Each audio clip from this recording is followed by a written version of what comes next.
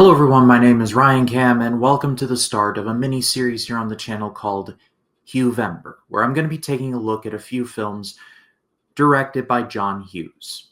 Surely you all know who he is. He is one of the definitive filmmakers of the 80s and 90s. You just walk up to a movie fan and you say, John Hughes, everyone knows who that is. Breakfast Club, Planes, Trains, and Automobiles. I'm sure you can list off a few more. I wanted to do this, well, first of all, I wanted to do this because I wanted to review Planes, Trains, and Automobiles, because somehow I have never reviewed that on this channel. I wanted to do a Thanksgiving month, but there aren't really a ton of Thanksgiving movies out there. So I just did a little bit more digging, and I said to myself, I could do like a candy month of like John Candy movies, but then that would include a lot of John Hughes' work, and so I ultimately just decided, you know what? Let's just do Hugh-Vember, where I take a look at John Hughes movies. So, just for the sake of clarity, I'm only going to be discussing John Hughes movies that he expressly directed, because you would be surprised at how many films that he did not direct, but he wrote, produced, outside of that. He only directed 8 total movies. The rest of the time, like some of his famous ones that he was involved with, like Home Alone, Christmas Vacation, he passed those off to other directors, and he either wrote, produced, or both. But this time around, I'm only going to be focusing on films that he expressly directed. Not for any particular reason other than the fact that I had a slate that I wanted to do, and just coincidentally, he happened to direct all of them. So that's the whole through line through all of this. I will be covering Planes, Trains, and Automobiles Thanksgiving Day, and I will be joined by Eric Moreno to talk about that, but that'll be coming up later. But for now, let's kick things off with one of my personal favorite movies of the 1980s, a little movie called The Breakfast Club. In a John Hughes film, Why are you being so nice to me? Because you're letting me? The Breakfast Club.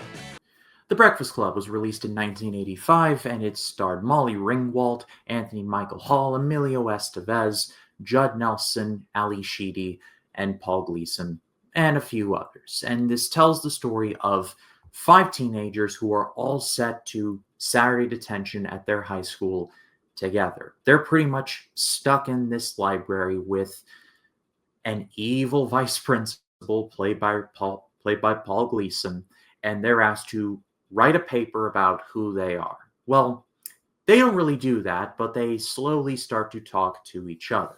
In any other situation, they would have never been able to coexist. Like, they wouldn't have even had to order a cup of coffee together.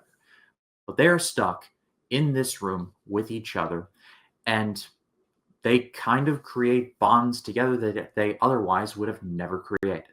It takes place in a high school. I watched this for the first time in high school in my film appreciation class. I had always heard of this movie, and I was never able to watch it because it was rated R for some reason, which, I mean, minus a couple scenes and a lot of language, this could easily pass as PG-13 today. I guess the 80s was just a different time for the MPAA, but that's neither here nor there. Watched it in high school. I loved it then, and I still love it now. It's one of those movies that there's something more to think about every time you go back to it. It gets better the more you think about it, because it's a very simple movie. It takes place in a high school with 5 people just talking. This should not be interesting, but Hughes' direction makes it interesting. There's the jock, the brain, the princess, the criminal, and the basket case. By all accounts, they should never be in the same room with each other, but they are. They're in detention for different reasons, and the movie, without going into too much detail, explains why they are all there. And over the course of the movie, they just slowly start to come together. They all start off as pretty much enemies. Like, Bender is just there to start all the shit. Like, he causes so much problems that I'm pretty sure he gets like 20 more detentions by the time that this day is up. And Emilio Estevez, pretty much, like, he's just waiting for an excuse to, like, double leg takedown him because he's on the wrestling team. Like, Anthony Michael Hall's character is just trying to survive the day. Like, he feels like he doesn't even belong there, but he's there. Same thing with Molly Ringwald, and Ali Sheedy just kind of exists. So you have all these motivations all going on, but they're all really interesting. While all the performances are great, Anthony Michael Hall and Emilio Estevez especially are really good. I mean, everyone's giving their all, but Estevez, Michael Hall, and Judd Nelson are my favorites. Judd Nelson did a great job here. He would go on to act long after this and is still acting today, but it's a shame he didn't get more high profile stuff after this because he really shines here. His character is so dark, like not just in what he says and what he does, but just his backstory to me just is super duper dark. Because in any other movie, he would just be the bully, the a-hole. Like you would just not like him. And he does a lot of very suspect things.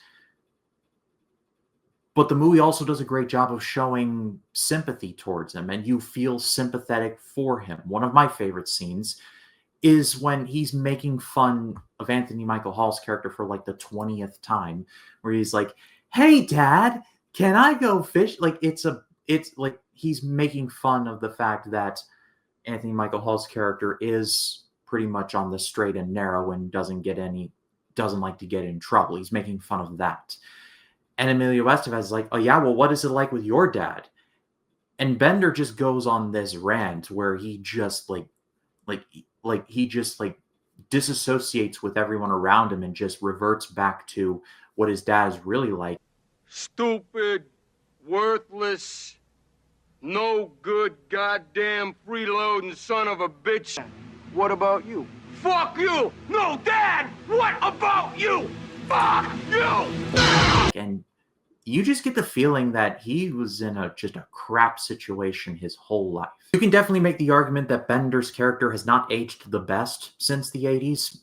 I can definitely see that. I believe, and if I'm wrong, then I'm sorry, but Molly Ringwald did an op-ed many years ago in the New York Times about how like this character did not age well, and there was a whole big thing about that.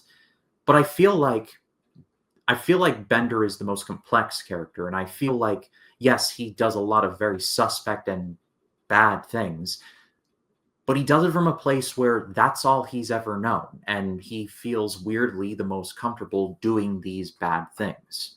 He's not an inherently bad person, that was just how he was raised, if that makes any sense at all. Basically, every character has their own thing going on. Bender comes from a broken home. Ali Sheedy, I'm pretty sure her family are either on drugs or pretty much like just have something drug related going on there. Again, it's never fully explained, but that's my interpretation of it anyway. Emilio Estevez is the jock. He's the big wrestling star. Like his dad tried to get him out of detention because he was going to miss wrestling practice. Molly Ringwald is the princess. She's daddy's little girl. She's that kind of character, and she's in from 1,000-foot view practically perfect in every way. And Anthony Michael Hall's character is smartest kid in school, the brain, straight A's, the whole nine. Everyone is going through their unique form of pressure, and without having pages and pages of dialogue dedicated to it, only said in a few words, the movie captures all of that brilliantly. This is a very dialogue-heavy movie. It's people sitting in a room talking for most of the time. But because the dialogue is so interesting, there's just so much going on in between the lines. And I love that. Even Paul Gleason's character is pretty interesting. He could have just been the one-dimensional, like, he's the principal, so boo that guy. I mean, it was the mid-'80s, so of course. But even there, like, you could just tell that he has a history. With Bender especially, but you can kind of tell he's got a bit of a history too. So there's layers even with the evil vice principal. Think about that for a second. Oh, and if anything else, Richard Vernon is a Dio fan. Good for him. Ultimately, at the end of the day, I don't know if I would say The Breakfast Club is Hughes' best overall film, but it's definitely tied for first. I'm giving this an amazing grade. My personal favorite and we'll get to Planes, Trains later on, is still Planes, Trains, but this is definitely tied for first or a close second. It's a movie that is still riveting to watch all of these years later, like 40 years later. And it's one of those movies that I love to go back to quite a bit. But I pass it off to all of you. What did you think of The Breakfast Club? Let me know in the comments. I would love to read what you have to say. And Hugh-Vember will be continuing on, and I will be talking about, in terms of nostalgia, my overall favorite. Like, I have 3 favorite Hughes movies: Breakfast Club, Planes, Trains, and this one. But in terms of nostalgia, this is the one that I have watched the most, and it's my favorite John Candy role of all time. It's Uncle Buck. My name is Ryan Cam, and I'll see you in the next one.